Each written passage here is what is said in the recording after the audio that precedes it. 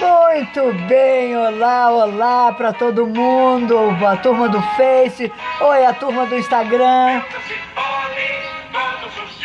Vamos lá, boa tarde Guaratinguetá, boa tarde Planeta Terra.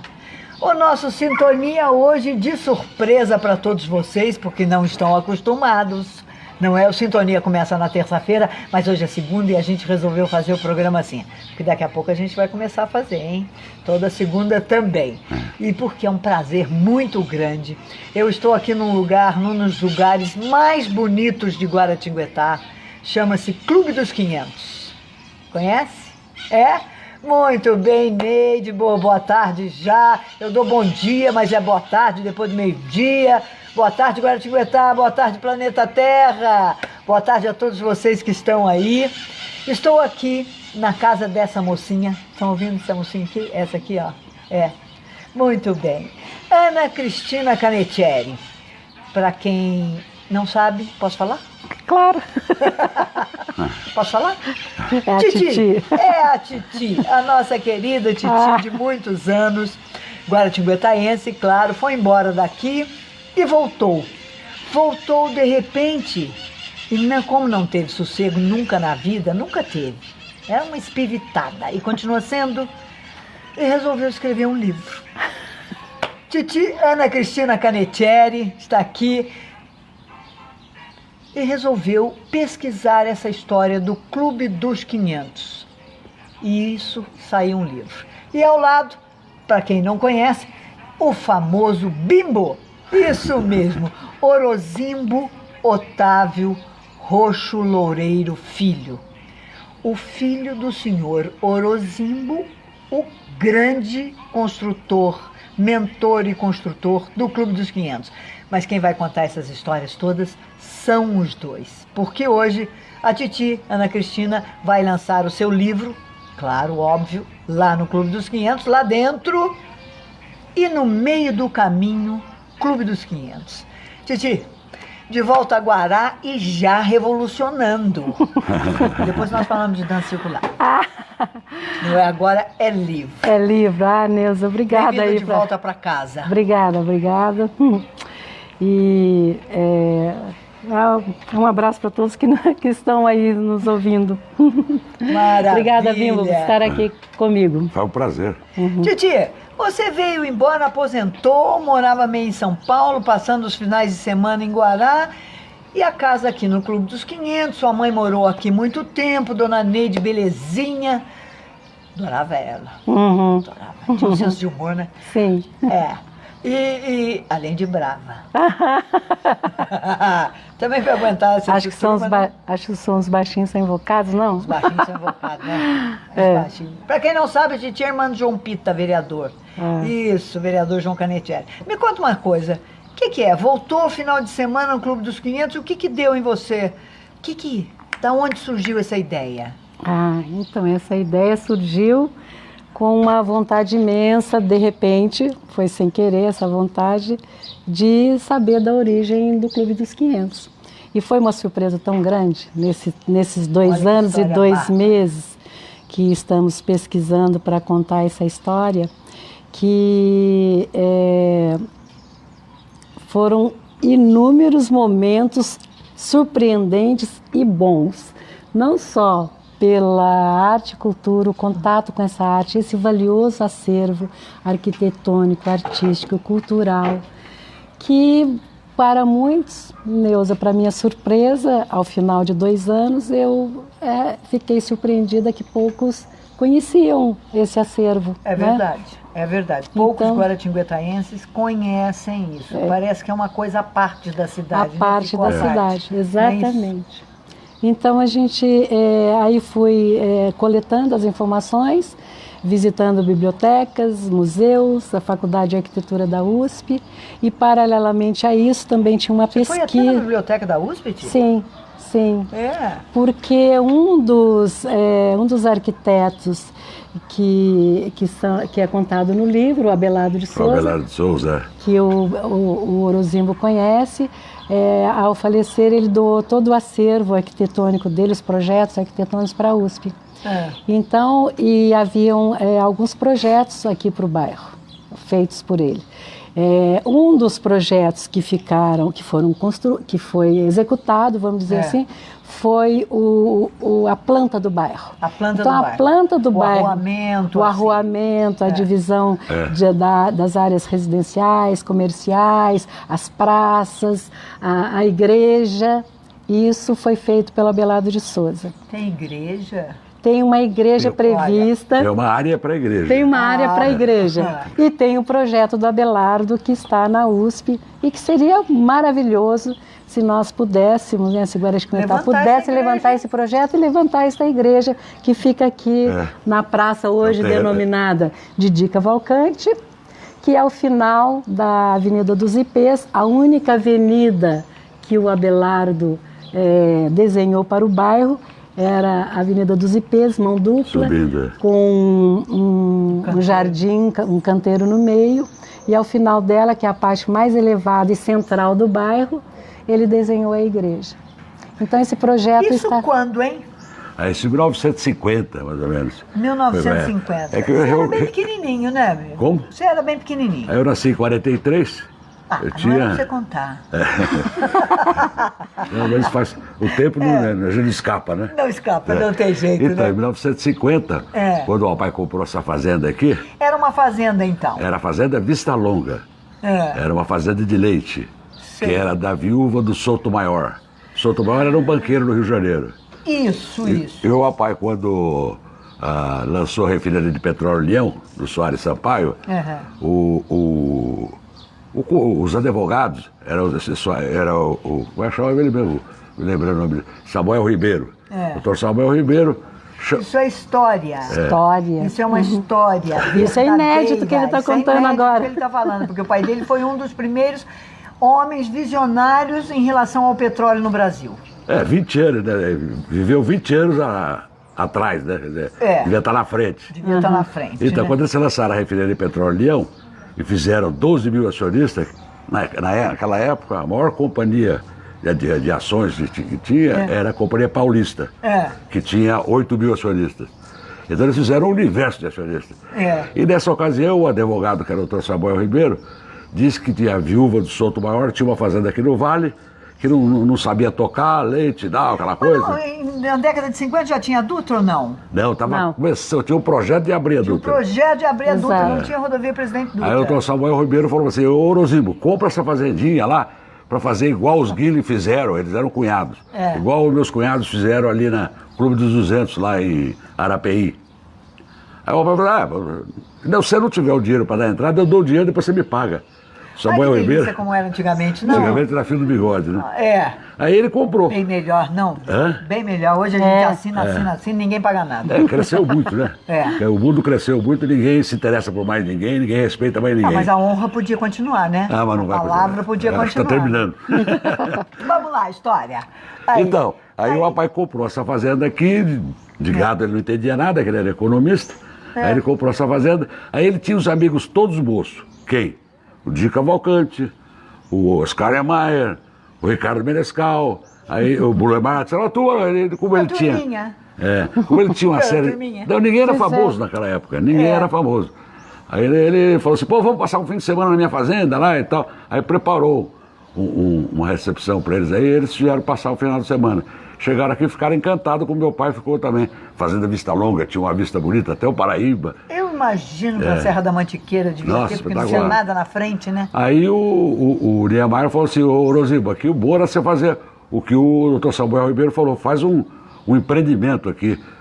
Aí ele disse, poxa, mas é um empreendimento turístico e tal, aí fizeram. A Dutra vem vindo uma estrada, aí não tinha, era Dutra, era estrada. Aí fizeram um projeto que tinha o posto de gasolina, os restaurantes, a lanchonete e mais o hotel, com 20 apartamentos. Então, fizeram um empreendimento. Um complexo. Foi assim que nasceu. E daí do lado de cá, já sabedouros que a estrada ia passar no meio. Isso. Do lado de cá, um condomínio. Um condomínio que na época não tinha ainda essa conotação de condomínio, não existia esse termo.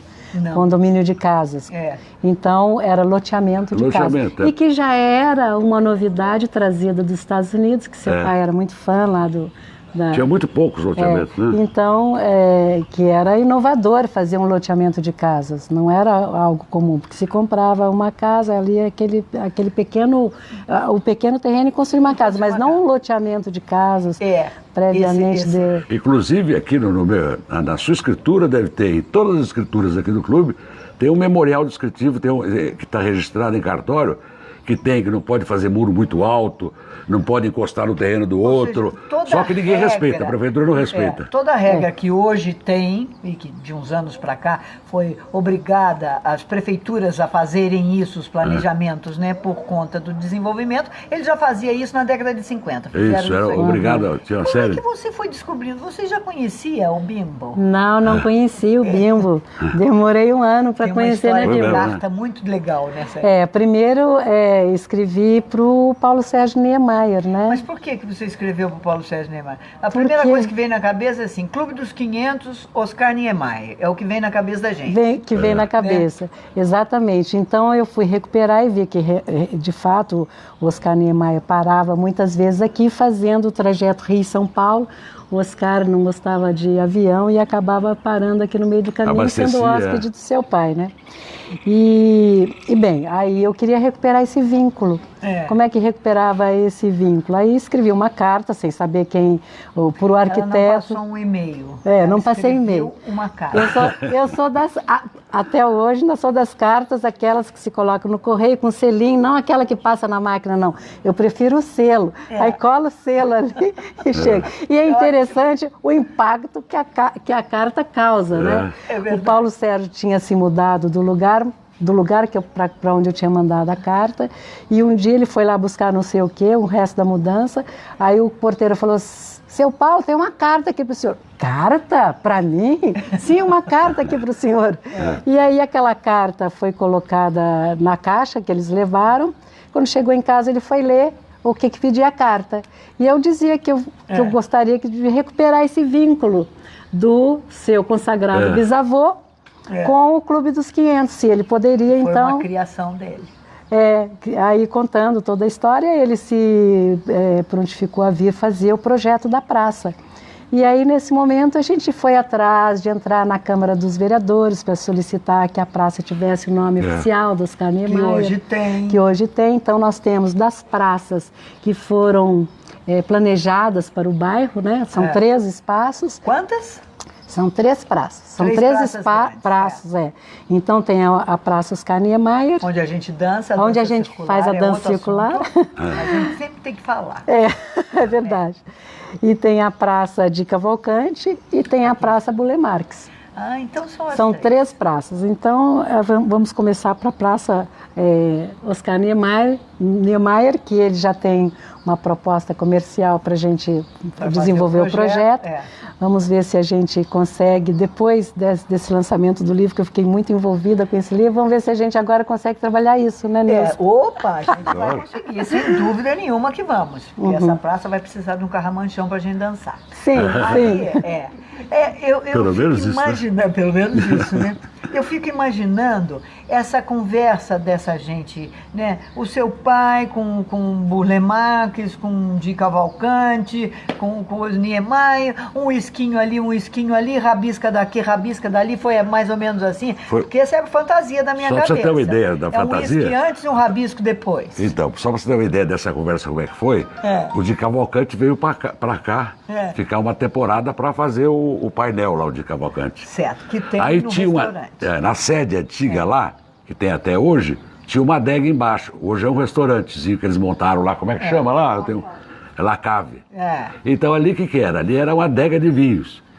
O Di Cavalcanti, pintando o quadro lá, acabou com a adega. Quando o rapaz chegou aqui, o administrador, que era o Haslock, que era um homem bravo, um alemãozão, acho que era alemão, polaco, não sei. Falou: Orozimbo, o Di fez um quadro bonito, mas a adega ele acabou com ela, bem mesmo. Então você imaginou o papo? O quadro era grande, a parede é grande do restaurante. Um ano fazendo o quadro. Exatamente. Eu acho que foi nessa época mesmo que o Di Cavalcanti pintou as mulheres de Guaratinguetá, as meninas de Guaratinguetá. Um pouco antes. Eu não sei dessa história. Eu conto no livro essa história que é um enigma, é um mistério guaratinguetaense. Tem várias histórias, elas são contadas no livro, acerca das 5 moças de Guaratinguetá. Você mas não foi saber se elas vieram ao clube, se não, porque não podia vir ao clube.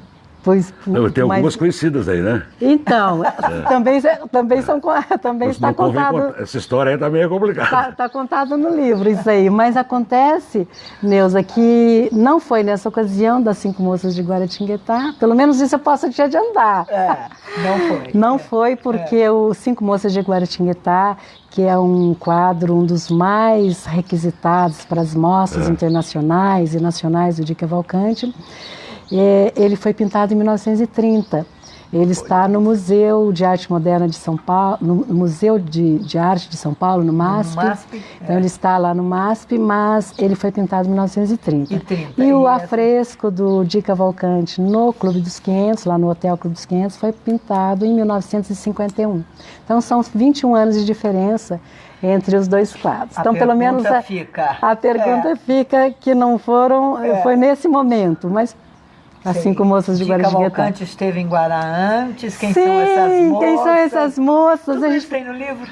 Tem. Quem são essas moças? É mais uma versão. Quem são essas moças? Titi, e nessa pesquisa que você fez, você descobriu que esse projeto do Niemeyer é um projeto que é não vou dizer, uma dicotomia, um pedaço da vida do Niemeyer, de criação, que ninguém sabia.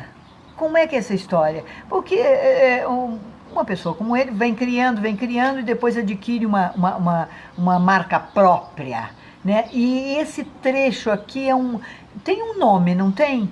Que um outro arquiteto descobriu, é a época fulano de tal do Niemeyer, é a época que ele fazia isso, é a época que ele fazia da coisa. E essa época tem um nome específico. Você me contou essa história de um arquiteto de São Paulo. Achou?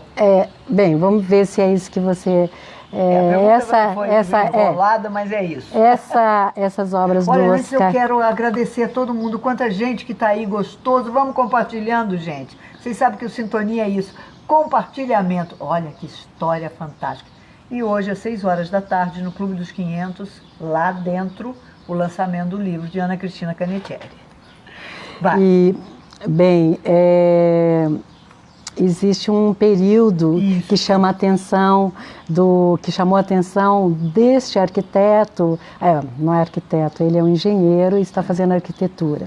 É Rolando Figueiredo, que deve estar hoje aí também no evento, e acabou de entregar uma pesquisa na Universidade Mackenzie sobre esse período pré-Pampulha, pós-Pampulha e pré-Brasília.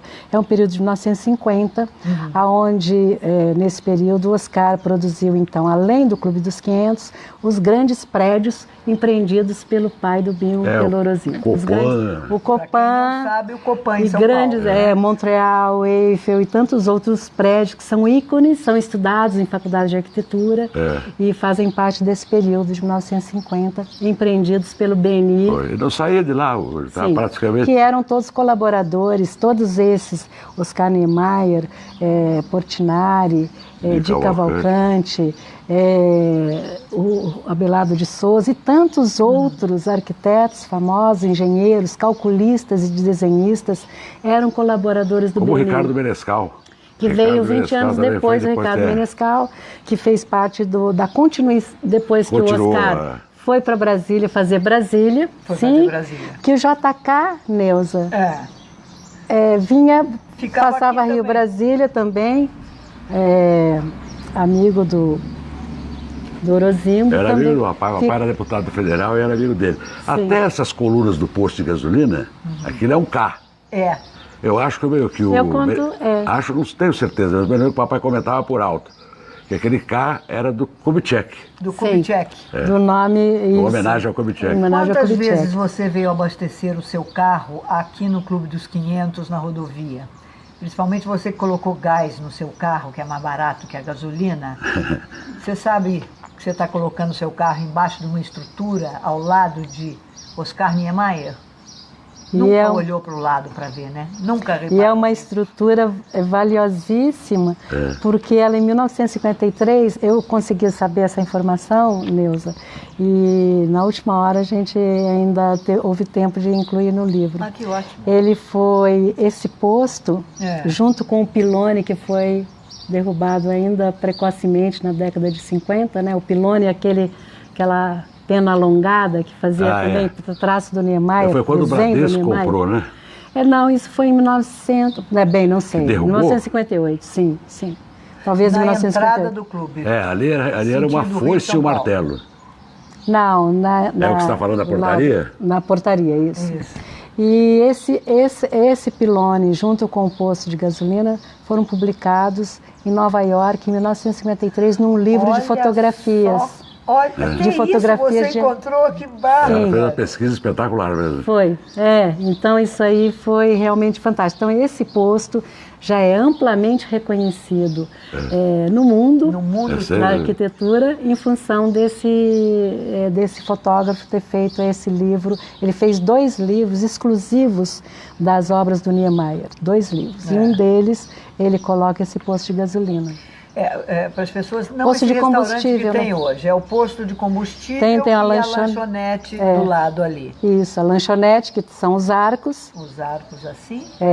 Tem gente que quer tapar aquele arco de qualquer forma, em vez de usá-lo em proveito próprio, não tem senso. Exato, ali poderia ser centro realmente turístico muito importante para Guaratinguetá. Gostei da ideia. Sim. Olha só, o prefeito vai vir hoje à noite aqui, tenho certeza. Não é, prefeito? Fala isso para ele. Sim, Marcos, eu sei que você valoriza muito. Marcos, para você, Marcos Oliva, eu sei que você valoriza muito a arte, você tem sido muito bacana, você fez um decreto de preservação, imagina, isso é muito importante. Então, assim, o município reconhecer a importância desse acervo arquitetônico, isso já é uma grande coisa, né? A gente só agradece. Só agradece. E o Clube dos 500 também, mas parem de cortar árvores, por favor. Sim. Parem de cortar as árvores antigas daqui. Não é? Bom, voltando à história, olha quanta história tem esse clube. Faz parte da história brasileira. Faz parte da história do Brasil. É um pedacinho da história do Brasil. Juscelino Kubitschek, Oscar Niemeyer, tanta gente famosa que vivia e hospedava Getúlio aqui. Vargas, Assis Chateaubriand. Aqui era passagem de todo mundo. Getúlio Vargas também? Sim, Assis Chateaubriand. Ela achou isso aonde? Matarazzo, se hospedava aí. Os Matarazzo se hospedavam. Todo mundo que viajava de carro, não tinha quase avião, passava por aqui e se hospedava no clube. Dormia aí e tal, depois seguia a viagem no dia seguinte. Então foi feito um lugar mesmo estratégico para descansar, porque a viagem era muito longa. Meio do caminho. Meio do caminho. Foi bem o texto. O título do livro E no meio do caminho, o Clube dos 500. E aí, então, nessa década, nessa ocasião de 50, 60, 70, até 80, então tinha muita gente importante que se hospedava aqui. Uma vez eu estava na sede do hotel lá, que foi restaurado pelo... É sua casa, né, Bicho? É minha casa. Foi restaurado pelo Sodré Santoro, que deixou uma maravilha. Verdade. A mulher do leiloeiro do Luiz Fernando. Luiz Fernando, não? A mulher do Luiz Fernando, adora. Tinha um carinho muito grande quando eles compraram isso aqui da Fundação Bradesco. Aí restauraram, tudo, deixaram muito bonito. E eu estava lá com eles conversando e de repente chegou um rapaz de jipinho, esse jipe moderno, né? Tinha subido aqui por Paraty, pela estrada de Paraty, o carro cheio de barro e tal. A gente destruiu aquilo um pouco, eu fui conversar com eles. Rapaz, você está vindo de onde? Estou vindo de Paraty, a estrada tá uma porcaria e tal. Você veio parar aqui no Clube dos 500 porque eu vim dormir aqui. Então, se hospeda aí e tal. Aí eu perguntei, mas como é que você lembrou do Clube dos 500? Eles, não, porque eu passava aqui, eu era pequenininho, passava com meu pai por aqui, quando ia para o Rio de Janeiro. Eu falei, olha que coisa. Quem é você? Tem muita história. Nesse tempo de 2 anos e pouco, que foi lido muita coisa, eu vi que como que as pessoas, Neuza, reagem quando você fala do Clube dos 500. Então, assim, sempre com um sorriso nos olhos, sempre com um olhar maroto, sempre com sempre tem uma história história bacana com o Clube dos 500. Tem algumas que nós não podemos contar, não é? Exato, isso. Algumas histórias... As melhores a gente não pode contar. Não, as melhores a gente não conta. É censura. Olha o Bolsonaro aí. Não conta. Você levou 2 anos para isso? 2 anos para... Rápido. Foi rápido, não é? Foi rápido. Rápido. Para fazer esse levantamento e criar o livro e montar esse livro, escrever. O livro, Neuza, é um livro que tem mais uma pegada de arte, né? É um livro que tem um tamanho diferenciado, tem capa dura, então não é um livro mais assim histórico, né? Imagino que algum historiador agora de Guaratinguetá possa vir contar outras histórias e fazer um livro da história. Inclusive está saindo um outro livro. É verdade. É verdade, né? Então isso acabou provocando, está saindo outro livro e com o olhar para a pessoa que manipulou e que fez e pôs a mão na massa para fazer todas as obras do Oscar que foram feitas aqui.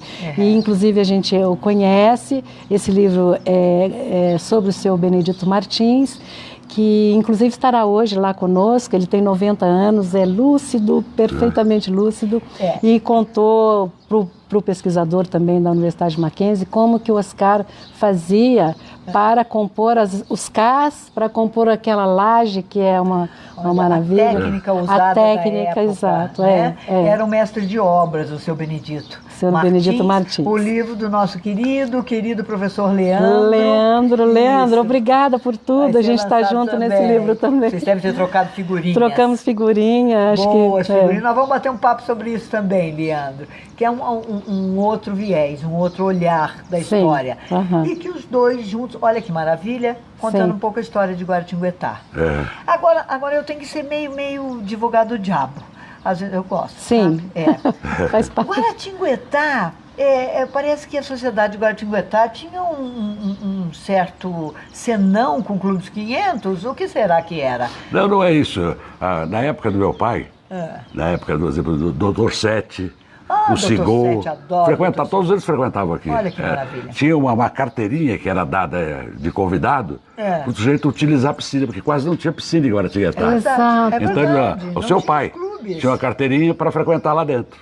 Então eles vinham na piscina, tomavam lanche e tal. Então tinha um convívio social com Guaratinguetá. Perfeito. Depois disso aí, passou para a mão da Fundação Bradesco, e o Bradesco fechou as portas.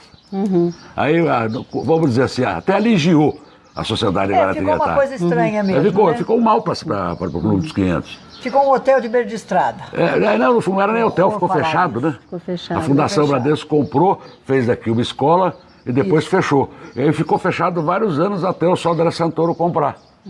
Até o Luiz Fernando comprar. Graças a Deus. E a filha dele vem tocando isso aí. Então, aí eles restauraram o hotel e a filha dele tá. Só que a filha dele não fez ainda, vamos dizer assim, teria que fazer, porque a pessoa só vai vir aqui se tiver um convite do hotel para frequentar aqui. Certo. Agora, se for só alguma coisa comercial, não tem interesse. Eu acho que para trazer a sociedade de Guaratinguetá, tinha que ser uma coisa bem feita, uma coisa convidando a sociedade para... Agora, pergunto a vocês dois, esse campo de golfe, eu sou completamente apaixonada por esse campo de golfe. Adoro golfe, não sei jogar, mas acho lindo, bonito. Isso já tinha no projeto inicial ou não? Isso veio depois? O campo... Não, pode falar. O campo de golfe foi logo em seguida que o Orozimbo convidou o melhor técnico da Argentina. Era o Mário Gonzalez, que era técnico, era profissional lá no Rio de Janeiro, no Itanhangá Golf Club, né? Que é um argentino. Lá no Rio. E ele passou por aqui, era conhecido também. Era conhecido do papai e tal. Aí falou assim, o papai tinha só aquelas ideias de 200 anos para frente, era loucura. Quase que uma loucura. O visionário é meio maluco mesmo. Eu já ia te fazer essa pergunta. Meu pai dizia que o importante não era o dinheiro. O importante era a obra. Ele nunca ligou para dinheiro. Ele até falava para minha mãe, quando eu morrer, vocês me jogam num saco de lixo e põem no caminhão de lixo lá.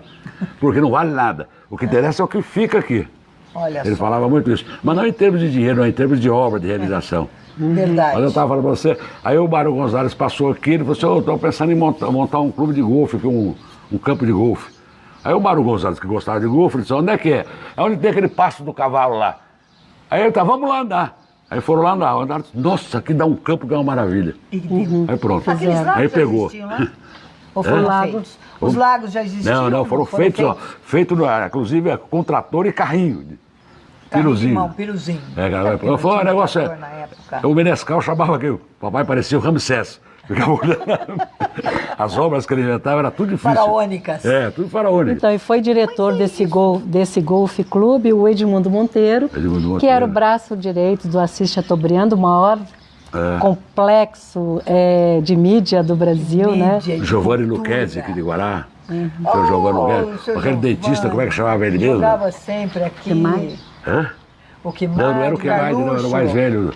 Eu me lembro, esqueço o nome dele, até a memória também está ruim. Era a companheira da diretoria do Internacional Golf Clube. Porque aqui foram feitos vários torneios entre Rio e São Paulo.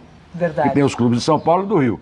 Então eles faziam o torneio aqui, o torneio anual. Era inclusive patrocinado pela Pirelli, Podia voltar, não mesmo. Hã? Podia voltar esses torneios. Agora Eu a acho menina, que essa filha do Sodré Santoro, a Mariana, Acho que ela está administrando acho que bem tá isso bem aí. ativo isso aí no clube. Ela é casada com o Batoquinho também, que joga golfe, o filho do Batoque, sabe?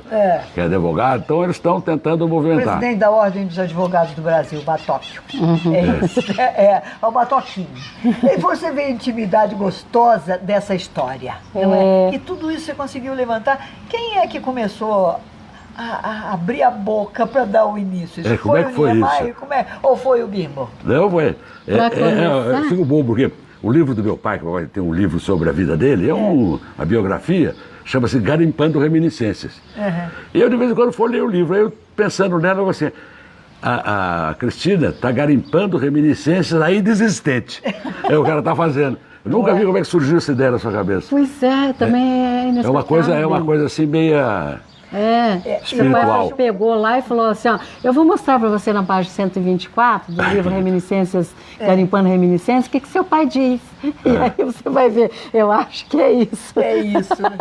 E olha, trazendo um valor para Guará, não é, Titi? Para Guaratinguetá. Eu acho que sim, sabe, Neuza? Em função disso, a gente está pensando em fazer já, assim, outros encontros de arquitetura, porque aqui em Guaratinguetá não tem todo esse acervo de arquitetura que é muito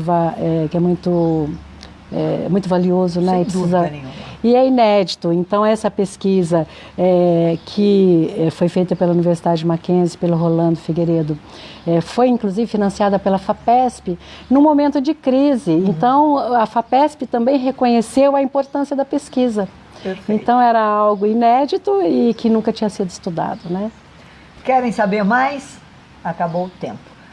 Só comprando livro. Só comprando livro, porque teremos essas e outras tantas histórias. E no meio do caminho, o Clube dos 500. Tenho certeza que todo mundo tem uma pequena história relacionada, uma história da sua vida relacionada. Adorava jogar boliche também. Tinha um boliche. Tinha boliche, tinha. Sim, quem fez foi o Ricardo Menescal. Foi o Menescal que fez o boliche. Desculpe a minha ignorância, esse Menescal era parente dos músicos Menescal? Irmão do Roberto Menescal. Roberto Menescal, olha só que maravilha. Ele que fez o Camping Clube do Brasil. O primeiro Camping Clube. Tinha 120 mil associados. Verdade, é aqui. O primeiro Camping Clube do Brasil foi aqui do lado do Clube dos 500. É o número 1 aqui. O número 1. Número 1.